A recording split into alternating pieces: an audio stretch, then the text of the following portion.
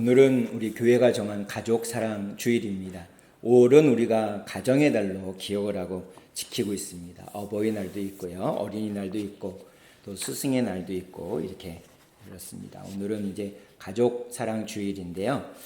우리 먼저 우리 서로 옆 사람 보면서 한번 축복하겠습니다. 예수님의 사랑으로 축복합니다. 시작. 예수님의 사랑으로 축복합니다. 네, 감사합니다.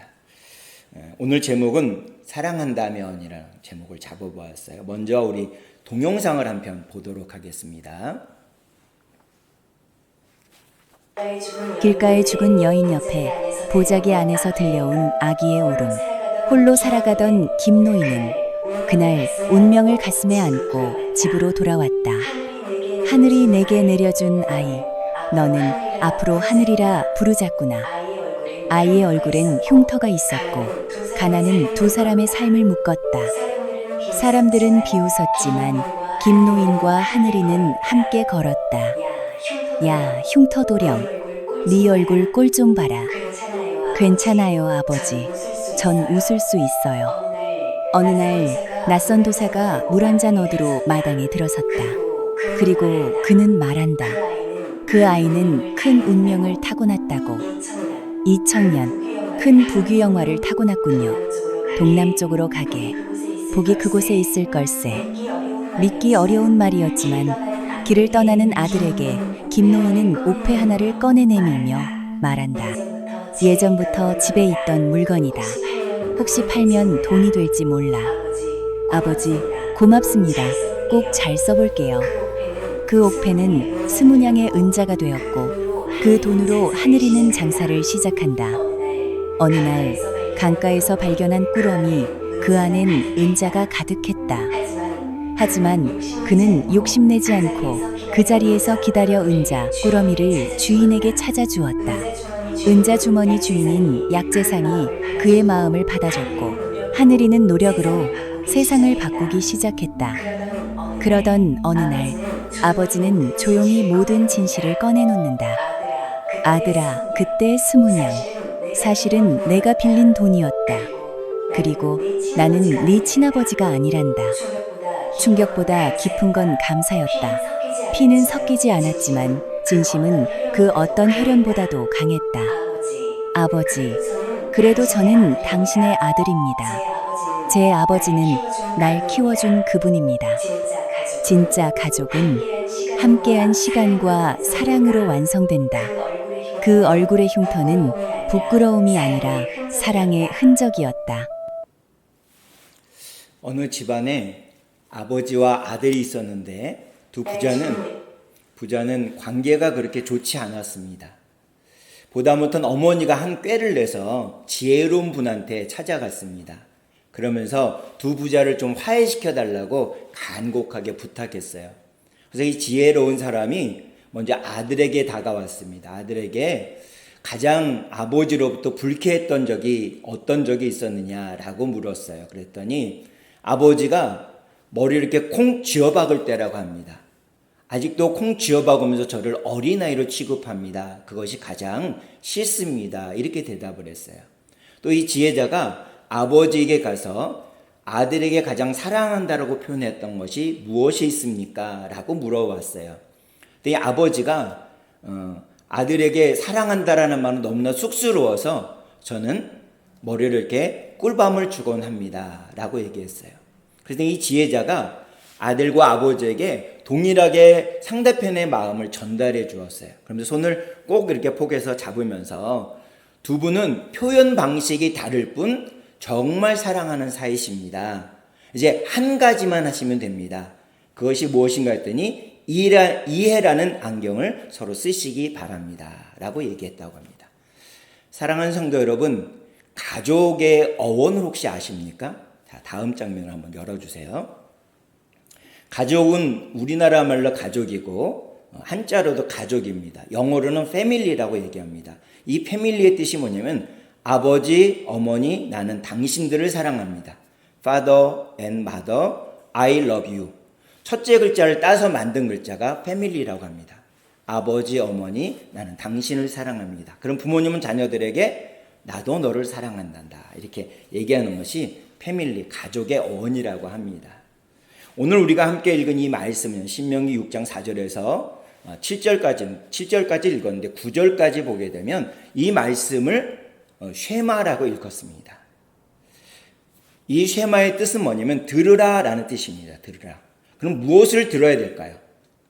하나님께서 사랑하는 자녀들에게 말씀하실 것이 있고요. 우리가 하나님을 사랑한다면 하나님께서 말씀하신 것을 우리가 들어야 된다는 것입니다. 이것은 하나님과 우리와의 관계에서뿐만 아니라 이웃과의 관계에서, 사람과 사람과의 관계에서도 이 쉐마는 굉장히 필요합니다. 이 쉐마는 이스라엘 백성들한테 정말 소중한 거고요. 잊어서는 안 되는 것이 이것입니다. 그럼 무엇을 들어야 될까요?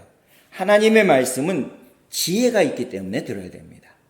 하나님의 말씀은 생명이 있기 때문에 들어야 됩니다. 하나님의 말씀은 감동이 있기 때문에 들어야 됩니다.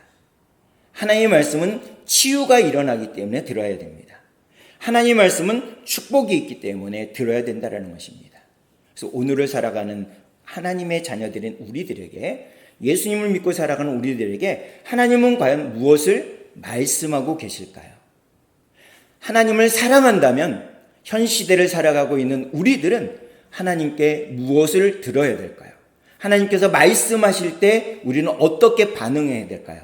그 반응을 한 세 가지로 살펴보겠습니다. 먼저 사랑한다면 하나님께서 말씀하시는 것을 귀 기울여 듣는 것입니다. 오늘 본문 4절의 말씀을 한번 읽어보도록 하겠습니다.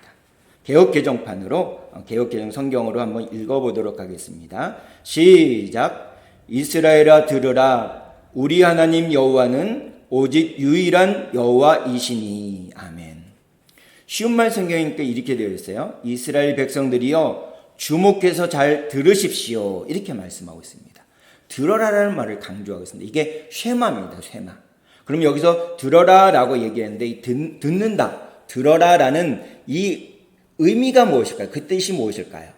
먼저 들으라 했으니까 경청하는 것입니다. 우리에게는 귀가 두 개가 있습니다. 다른 건 다 하나씩인데 눈도 두 개이지만 듣는 겁니다. 귀를 쫑긋 세워서 듣는 거. 경청하는 것이죠. 또 하나 의미는 뭐냐면 경청하면 하나님의 말씀에 순종해라. 이런 두 가지 의미가 있습니다.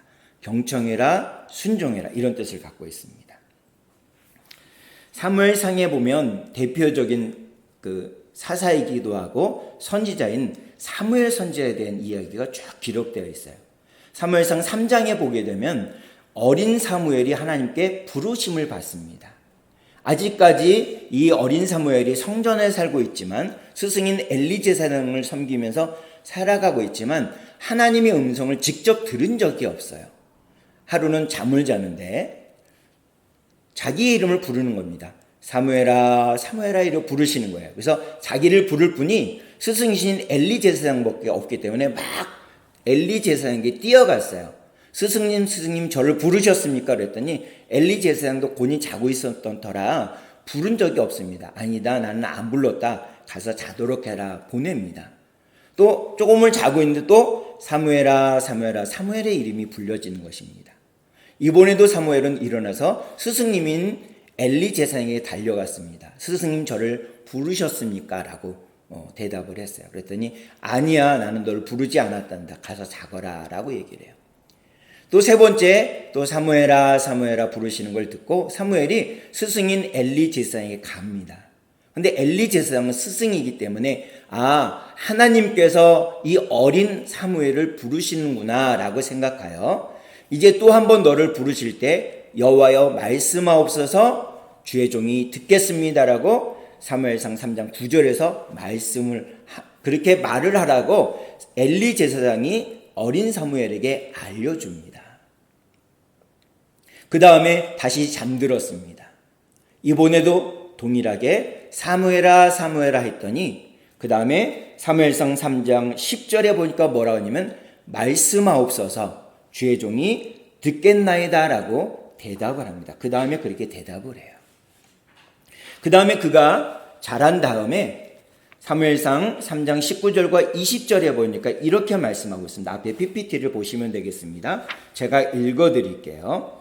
사무엘이 자라매 여호와께서 그와 함께 계셔서 그의 말이 하나도 땅에 떨어지지 않게 하시니 단에서부터 부엘세바까지의 온 이스라엘이 사무엘은 여호와의 선지자로 세우심을 입은 줄을 알았더라. 아멘. 여기 19절에 보니까 사무엘이 자라매. 사무엘은요, 엄마 한나에게서 젖된 다음에 바로 엘리 제사장에게 맡겨져요. 그러니까 성전에서 자라게 됩니다. 계속적으로 자라게 돼요. 사무엘이 자라면서 계속 무엇을 듣냐면 엘리 제사장을 통해서 하나님의 말씀을 계속 듣습니다. 그래서 하나님의 말씀을 계속 들으면서 이 어린 사무엘이 자라면서 하나님의 말씀을 계속 들음으로 믿음이 성장하게 됩니다. 하나님의 말씀을 계속 듣다 보면 내가 믿음이 자라는 것 같지 않지만 믿음이 자라난다는 것입니다. 우리는 다 성인이기 때문에 더 이상 키가 크지 않습니다. 그러나 지혜가 커지고요. 그 다음에 몸무게가 조금씩 더 늘 수도 있습니다. 그러면서 어떻게 되냐면 하나님의 말씀으로 우리가 믿음으로 점점 믿음이 자라납니다. 그 증거가 누가복음 2장 52절은 이렇게 말씀합니다. 우리 앞에 PPT 보고 함께 읽겠습니다. 시작. 예수는 지혜와 키가 자라가며 하나님과 사람에게 더욱 사랑스러워 가시더라. 아멘. 아기는요, 응애하고 태어납니다. 태어나면서 시간이 지나면 어떻게 하냐면 몸무게가 늘어요. 그리고 키도 조금씩 큽니다. 그래서 아기는 엄마 뱃속에서 나와서 한 달 있다가 두 달 있다가 세 달 있다가 갈 때마다 몸무게가 확확 늘어나고요. 키도 쑥쑥 자라나게 됩니다. 이렇게 아이가 몸무게가 늘고 키가 크듯이 지혜가 점점 자라게 됩니다. 그리고 그 마음에 어떤 믿음도 점점 자라게 됩니다. 그러면서 하나님과 사람들에게 점점 사랑스러워 간다라는 것입니다. 하나님께서 성도들인 우리에게도 무엇을 들려주시기를 원하실까요? 하나님께서는요, 우리에게 허락하신 이미 기록되어 있고 선포되어 이 하나님의 말씀을 통해서 우리에게 알려주신다. 성경을 통해서. 그리고 우리가 예배를 통해서 말씀을 들을 때, 설교 말씀을 들을 때 또 우리에게 말씀해 주십니다. 우리가 하나님 앞에 여러 가지 근심과 걱정과 기도의 제목을 가지고 주님 앞에 나가 기도할 때도 하나님께서 우리에게 말씀해 주셔요. 또 언제 말씀해 주시느냐? 우리의 환경, 우리의 상황 가운데서도 주님은 말씀해 주십니다. 2달 전쯤에 우리에게 갑자기 예기치 않는 불이 일어나서 우리의 집들이 다 소실되었어요. 전소가 되었습니다. 그래서 지금 피난 생활을 하고 있잖아요. 그걸 통해서도 주님은 우리에게 말씀하고 계십니다. 여러 가지 우리의 상황들을 통해서 주님께서는 말씀하세요. 그리고 우리 마음 가운데 주님께서 대화하시면서 우리에게도 말씀해 주고 있다는 것입니다. 분명한 것은 하나님의 말씀을 하실 때 우리는 무엇을 해야 되느냐? 들어야 된다는 것입니다. 이것은 하나님과 나와의 관계에서뿐만 아니라 사람과 사람과의 관계에서도 말씀해 주실 때, 누군가가 말을 해줄 때 우리는 열심히 힘을 다해서 열심히 들어야 된다는 것입니다. 그러면서 우리의 믿음이 점점 자라난다는 사실을 믿으시기를 간절히 소망합니다. 또 사랑한다면 어떤 일이 일어나나 어떤 반응을 보여야 되느냐? 사랑한다라고 표현을 해야 돼요. 표현을 해야 됩니다. 표현하지 않는 사랑은 사랑이 아니라고 얘기하고 있어요. 표현해야 됩니다. 말로 행동으로 우리가 표현을 해야 돼요. 말로 굳이 못하겠으면 행동으로 맛있는 걸 사준다든지 맛있는 것을 만들어준다든지 좋은 것을 선물한다든지 이런 행동으로 사랑한다는 표현을 하는 거죠. 오늘 본문 5절의 말씀을 함께 읽어보도록 하겠습니다. 함께 읽겠습니다. 개역개정 성경으로 읽겠습니다. 시작. 너는 마음을 다하고 뜻을 다하고 힘을 다하여 내 하나님 여호와를 사랑하라. 아멘. 이 쉬운 말 성경에 보니까 뭐라 하냐면 그러므로 온 마음과 온 영혼으로 하나님을 사랑하십시오. 이렇게 말씀하고 있습니다. 사랑하는데 우리 각자가 하나님을 사랑하는데 어떻게 표현하냐면 온 마음과 온 영혼으로 또 마음을 다하고 뜻을 다하고 힘을 다해서 내 하나님 여호와를 사랑하라. 그러니까 온 인격체를 향해서 내가 할 수 있는 모든 것을 향해서 하나님을 사랑한다라고 고백하는 거죠. 표현하는 것입니다. 전심으로 표현하는 것입니다. 전 인격체를 다해서 하나님 앞에 진심으로 사랑합니다라고 표현하는 거예요. 그냥 무덤덤하게 지내는 것이 아니라. 또 창세기에 보게 되면 아브라함이라는 믿음의 조상이 나옵니다. 이 사람의 믿음이 얼마나 좋은지 하나님께서 이 사람에게 내가 곧 너의 아내 사라를 통해서 너에게 아들을 줄 거야 라고 얘기를 했습니다. 그 약속을 해주셨어요. 1년 후에 반드시 사라를 통해서 너가 아들을 안을 것이다 라고 약속을 했어요. 근데 아내가 몇 살이냐면 90세가 다 돼가요. 본인 아브라함은요 100세가 다 돼갔습니다. 그러니까 우리가 인간적으로 생각해 보았을 때, 합리적으로 생각해 봤을 때 이거는 가능할까요? 불가능할까요? 우리가 아무리 생각해 봐도 이건 불가능한 일이에요. 근데 아브라함 어떠냐면 믿음의 조상답게 그걸 믿었어요. 사라의 태가 사라를 아이를 가질 수 없는, 이 생리가 끊어진 거예요. 인간적으로 봤을 때는 아이를 낳을 수 없는 몸이 되었어요. 근데 이삭을 하나님께서 약속하신 대로 사라가 90세에 아브라함이 100세 되었을 때 이삭을 낳게 됩니다. 정말 귀하죠. 그래서 너무너무 이삭을 사랑했어요. 아브라함이. 근데 하나님이 아브라함에게 나타나서 내가 지정하는 곳에 가서 이삭을 제물로 바쳐라, 번제를 드려라 이렇게 얘기를 하는 거예요. 아브라함은 하나님의 말씀에 즉시 응답을 했다 이렇게 표현하고 있어요, 성경에. 근데 얼마나 갈등이 있겠습니까? 밤새도록 고민하지 않았겠어요? 자기가 눈에 넣어도 아프지 않을 그 100세에 얻은 아들인데, 이게 어떤 아들인데 그걸 하나님께서 제물로 바치라고 하니까 이게 도저히 용납이 안 될 수 있잖아요. 근데 아브라함은 과감히 믿음으로 선택합니다. 그리고 칼을 들어가지고요, 자기가 제물을 드리는 것처럼, 양을 잡는 것처럼 칼을 들어서 아들을 죽이려고 딱 이렇게 내리치는데 하나님이 그걸 막으세요. 그 내용이 창세기 22장 12절에 이렇게 기록되어 있습니다. 제가 읽어드릴게요. 그 아이에게 내 손을 대지 마라. 그에게 아무 일도 하지 말라. 내가 내 아들 내 독자까지도 내게 아끼지 아니하였으니 내가 이제야 내가 하나님을 경외하는 줄을 아노라. 이렇게 말씀하고 계셨습니다. 아브라함이 아들 이삭을 사랑하지 않아서 그렇게 한 것이 아닙니다. 아들 이삭도 사랑하지만 하나님을 더 사랑한 거예요. 어떻게 눈에 넣어도 아프지 않을 그 아들보다 어떻게 하나님을 더 사랑할 수 있을까요? 하나님이 말씀하셨기 때문에 아들을 잡아서 제물로 바치지만 하나님은 전능하신 분이시기 때문에, 불가능을 가능케 하신 분이시기 때문에 죽은 아들 이삭을 죽였지만, 제물로 드렸지만 살려서 다시 내게 주실 것이다라는 굳센 믿음이 있었어요. 하나님이 약속해 주신 것을 결코 흔들리지 않는 그 약속을 굳게 믿었던 사람이 누구냐? 바로 아브라함이었다라는 것입니다. 예수님이 십자가에 달려 죽으셨다가 3일 만에 부활하셨습니다. 그리고 누구에게 가셨냐면 여러 사람들에게 나타났지만 특별히 자신의 눈앞에서 부인하고 배반했던 베드로에게 가셔서 예수님 첫마디로 이렇게 얘기하셨어요. 내가 나를 사랑하느냐? 내가 나를 사랑하느냐? 내가 나를 사랑하느냐라고 3번을 물으세요.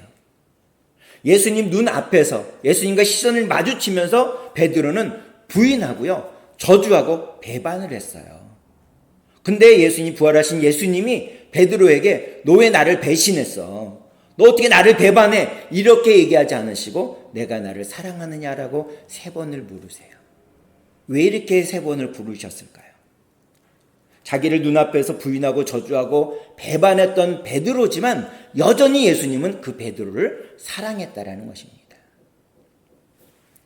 그러면서 요한복음 15장 5절은 우리에게 이렇게 말씀합니다. 제가 읽어드릴게요.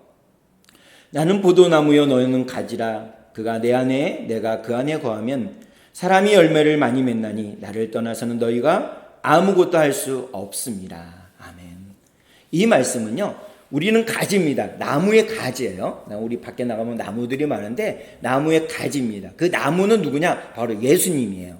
그 가지가 나무에서 잘리잖아요. 나무에서 왠지 분리되면 어떻습니까? 그 가지는 말라 죽어요. 열매를 맺을 수도 없습니다. 잎사귀를 낼 수도 없어요. 말라버립니다.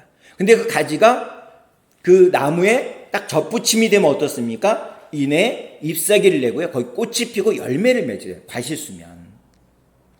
바로 가지인 우리가 예수님에게서 절대로 분리돼서는 안 된다는 것입니다. 꼭 붙어 있을 때, 예수님 그늘에 있을 때 우리에겐 열매가 나타나요. 우리에게는 사랑할 힘이 있습니다. 우리는 나눌 수가 있어요. 다른 사람에게 위로해 줄 수 있습니다. 그러나 예수님에게서 떨어지면 우리는 우리의 인격이 그렇기 때문에 사랑할 수도 없고요. 다른 사람에게 공한 척도 나눌 수 없습니다. 그런 존재가 바로 우리라는 것입니다. 그래서 우리는 예수님께 꼭 붙어 있어야 돼요. 예수님께 매달려 있어야 돼요. 절대로 거기서 떨어지면 안 됩니다. 미국의 20세기 초에 부흥의 시대를 이끌었던 분 중에 한 분이 누구냐, 무디 목사님이세요. 이 무디 목사님의 어머니가 베시라는 여사인데, 이 베시 여사에게는 9명의 자녀들이 있었습니다. 그러니까 무디 목사님에게는 8명의 형제들이 있었던 거죠. 그래서 총 9남매가 있었는데, 이 형제들에게, 자녀들에게 이 어머니인 베시 여사가 2가지 원칙을 말씀해 주셔서 꼭 지켜라 라고 이제 어머니가 말씀해 주셨어요. 첫 번째는 뭐냐면, 너희들이 배고플지라도 절대로 도둑질은 하지 말아라. 우리가 너무나도 가난해서 너희들 배고플 때가 많을 텐데 배고플지라도 절대로 도둑질은 하지 말아라. 이렇게 얘기했습니다. 또 하나, 너희들에게 시시각각 너희들이 원치 않아도 어려움이 다가올 수 있다. 우리에게 이런 어려움이 다가왔잖아요. 똑같습니다. 어려움이 다가올 수 있다. 그러나 하나님을 바라보겠다라고 나랑 약속하자. 이 2가지 원칙을 어머님 베시 여사가 자녀들인 9남매에게 말씀했습니다. 베시 여사는 자녀들에게 옷도 잘 입히지 못했습니다. 너무나도 가난했기 때문에 잘 먹이지도 못했어요. 잘 가르치지도 못했습니다. 그러나 한 가지는 유산으로 남겨주었어요. 그것이 뭐냐면 하나님을 믿는 믿음을 남겨주었습니다. 그래서 그 중에 한 명인 무디 목사님이 나와서 미국의 대부흥 운동에 앞장선 선두주자가 되었던 것을 우리는 알 수 있습니다. 우리도 마찬가지입니다. 우리뿐만 아니라 우리 자녀들이 많이 배울 수도 있고 많이 못 배울 수도 있습니다. 건강할 수도 있고요. 그렇지 못할 수도 있습니다. 아플 수도 있고요. 그렇지 않을 수도 있습니다. 많이 가질 수도 있고요. 못 가질 수도 있습니다. 그러나 중요한 것은, 이런 것보다 더 중요한 것은 뭐냐면 저와 여러분들, 그리고 우리의 자녀들, 우리의 관계되는 모든 이웃들과 우리 형제들이 예수님 안에 머무느냐 그렇지 않느냐가 정말 중요합니다. 예수님 안에 머물면 내가 가진 것이 없고 내가 가진 것이 부족해도 그는 세상 풍요한 자인 것입니다. 그러나 예수님 곁에 머물지 않고 예수님 안에 있지 않고 예수님이 그 마음 가운데 있지 않으면 아무리 세상적으로 많이 갖고 백만장자 천만장자가 된다 하더라도 그는 결코 소용이 없다라는 것입니다. 하나님을 사랑한다면 우리는 예수님께 꼭 붙어 있어야 돼요. 예수님이 우리를 사랑하셔서 꼭 같이 있기를 원하시는 것처럼 우리도 예수님을 사랑한다면, 하나님을 사랑한다면 예수님께 꼭 붙어 있어서 믿음 가운데 무럭무럭 자라날 수 있는 우리 모두가 될 간절히 소망합니다. 사랑한다면 마지막으로 하나님이 우리에게 들려주신 말씀을 우리 마음판에 새기는 것입니다. 마음에. 돌에다 새기는 것도 어느 정도 한계가 있으면 없어집니다. 이렇게 프린트물에 만들어도 어느 시점이 지나면 다 없어져요. 늘 연구한 것은 아닙니다. 그 사실을 본문 6절 개역개정 성경에서는 이렇게 말씀하고 있습니다. 우리 함께 읽어보겠습니다. 앞에 PPT를 보시면 되겠습니다. 시작. 오늘 내가 내게 명하는 이 말씀을 너는 마음에 새기고. 아멘. 그러면 어떻게 새겨야 되나요? 얼마만큼 해야 마음에 새길 수 있나요? 2구절을 한번 같이 읽어보겠습니다. 잠언 22장 6절과 오늘 본문 7절의 말씀입니다. 7절도 개역개정 성경으로 읽어보겠습니다. 먼저 잠언 22장 6절입니다. 함께 읽겠습니다. 시작. 마땅히 행할 길을 아이에게 가르치라. 그리하면 늙어도 그것을 떠나지 아니하리라. 신명기 6장 7절입니다. 시작. 내 자녀에게 부지런히 가르치며. 아멘. 보세요. 둘 다 공통된 것은 가르치는 겁니다. 마음에 새겨지도록 계속 가르치는 거예요. 잔소리하는 게 아니라 가르치는 거예요. 무엇을? 이 하나님의 말씀을 가르치는 것입니다. 하나님의 말씀을 내가 가르침을 받고 우리 자녀들에게, 우리 이웃들에게 이 하나님의 말씀을 가르치는 것입니다. 그러면 어떻게 되냐? 그 사람은 온전한 하나님의 사람이 되는 거예요. 완전한 사람이 되는 게 아니고요. 온전한 하나님의 사람이 되는 것입니다. 그러면 어떤 일들이 일어나는지 마태복음 4장 4절은 우리에게 이렇게 말씀하고 있습니다. 제가 읽어드릴게요. 사람이 떡으로만 살 것이 아니요 하나님의 입으로부터 나오는 모든 말씀으로 살 것이라 하였느니라. 아멘. 이 말씀은 예수님께서 공생애를 시작하시기 전에 광야에 나가서 금식합니다. 아무것도 먹지 않는 금식을 40일간 해요. 정말 힘듭니다. 근데 그때 사단이 와서 예수님께 유혹을 했습니다. 미혹했습니다. 시험을 하는 겁니다. 그때 하나님이신 예수님, 하나님의 아들이신 예수님이 무엇으로 이기느냐? 예수님의 말로가 아니라 하나님의 말씀으로. 이 마태복음 4장 4절. 사람이 떡으로만 살 것이 아니요 하나님의 입으로부터 나오는 모든 말씀으로 살 것이라는 이 말씀으로 이깁니다. 첫 번째 시험이 뭐냐? 돌덩이, 사막에 있는 돌덩이로 너 배고프잖아. 금식에서 배고프잖아. 돌로 떡을 만들어서 먹어. 너 배고프잖아. 그 배고픈 거 계속 참을 거야? 라고 하면서 사단이 그렇게 유혹했어요. 시험했어요. 근데 예수님도 너무 배고팠어요. 육의 몸을 입고 있으니까. 우리랑 똑같은 육의 몸을 입고 있으니까 너무나도 배고팠어요. 근데 사람이 떡으로만 살 것이 아니다. 하나님의 입에서 나오는 모든 말씀으로 살아야 된다라고 말씀으로 물리쳤습니다. 예수님조차도 사단의 시험을 당신의 말로가 아니라 하나님의 말씀으로 선포해서 이겼다라는 것입니다. 그러면 이 자리에 예배드린 저와 여러분들은 어떻게 해야 될까요? 더욱 주님의 말씀을 붙들어야 됩니다.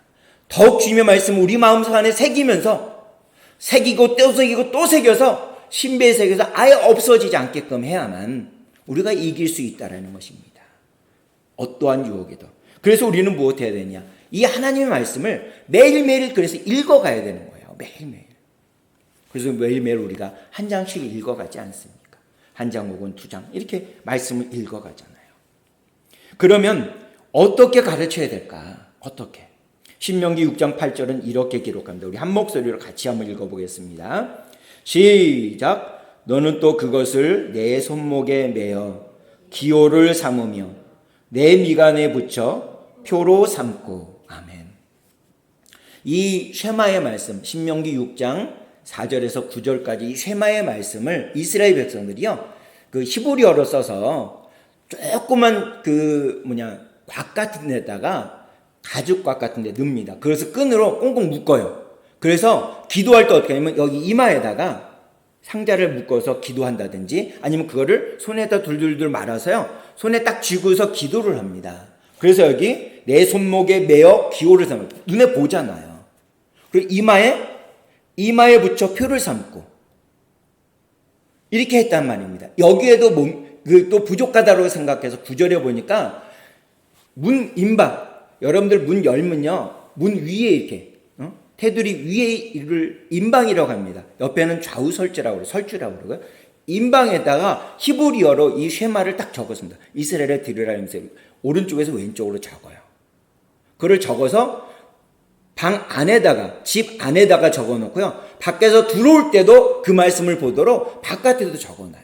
이렇게 끊임없이 계속 말씀을 보게 했단 말입니다. 스스로도 봤지만, 본인들도 봤지만, 부모님들도 봤지만, 자녀들이 들어오면서 나오면서 계속 보도록, 이 쉐마의 말씀을 그렇게 보도록 했다라는 것입니다. 그래서 그 말씀을 가슴에, 마음에 계속 새겨지도록 했습니다. 왜 그렇게 했느냐? 그것이 삶의 기준이 되어야 되기 때문에 그렇게 했습니다.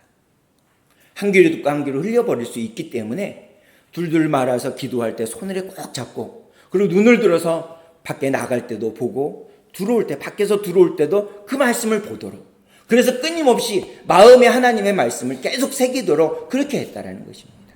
그렇게 하지 않으면 우리는 잊어버리기 때문에 그래요. 우리의 연약함 때문에 그렇게 잊어버리기 때문에 그렇습니다. 그럼 마음에 새기면 우리에게 어떤 일이 일어나느냐? 하나님이 주시는 복을 우리가 받아 누릴 수 있게 되어진다라는 것입니다. 결론을 맺겠습니다.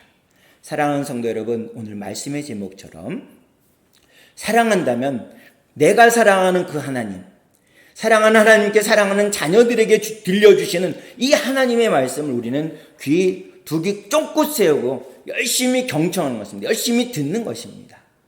사랑한다면 사랑하는 하나님의 말씀을 들었을 때 나도 하나님께 내가 하나님을 사랑합니다. 말씀하는 겁니다. 표현하는 것입니다. 내 마음을 다해서 드리는 것입니다.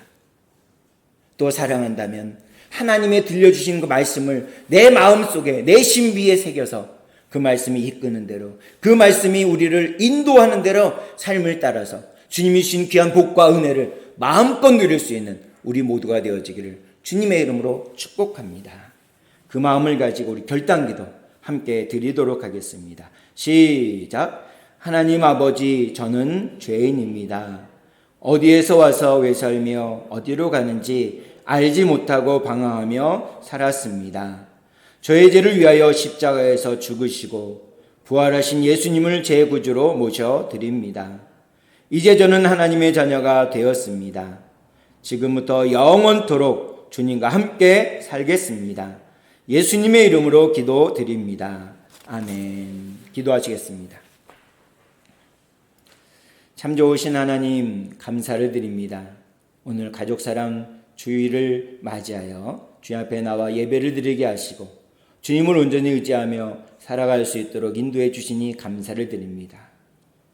우리가 나를 사랑하시는 주님 앞에 사랑합니다 날마다 고백하면서 사랑하는 가족들을 향해서도 날마다 고백할 수 있는 저희들이 될 수 있도록 인도해 주시옵소서. 우리를 너무나도 사랑하셔서 독생자이신 예수님을 십자가에 못 박기까지 우리를 사랑하셨던 그 주님께서 우리에게 말씀해 주실 때 우리도 사랑한다면 그 하나님의 말씀을 귀 기울여 듣게 하여 주시옵소서. 우리도 주님을 사랑한다면 주님 앞에 사랑합니다라고 마음껏 입술로 고백하고 몸으로도 고백하고 행동으로도 옮길 수 있는 저희들이 될 수 있도록 인도해 주시옵소서. 또 주님을 사랑한다면 사랑하는 주님의 말씀을 우리 마음속에 새기고 그 말씀이 이끄는 곳으로 날마다 기쁨으로 살아가 주님이 주신 은혜와 복을 마음껏 누릴 수 있는 저희 모두가 될 수 있도록 인도해 주시옵소서. 예수님의 이름으로 기도하옵나이다. 아멘. 마음속에